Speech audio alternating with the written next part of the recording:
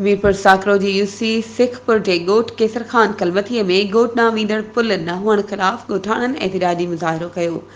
UC Sukhpur जे ॻोठ केसर खान कलमथीअ में ॻोठ ॾांहुं वेंदड़ रस्ते में पुल न हुअण जे करे ॻोठाणनि बिजली जो पुराणो सीमेंट जो पोल रखी गुज़रण ते मजबूर आहिनि।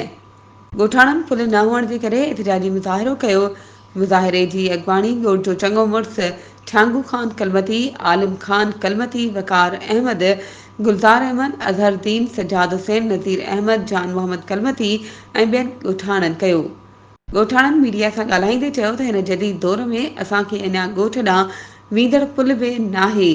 असां ॻोठ ॾांहुं वञण लाइ बिजली जो पोल रखी मजबूर आहियूं, जेका असां ॻोठाणनि लाइ पुल सिराग बणियल आहे।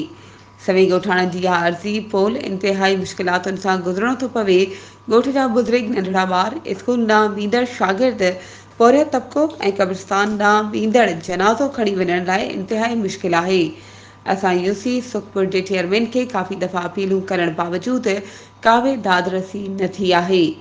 ॻोठाणनि एमएलए सादिक अली मेमण, एमपीए मीरपुर साकरो अली हसन ज़रदारी ऐं ॿियनि मसवारनि खे अपील कई आहे त असांखे पुल ठाहे ॾिनो वञे।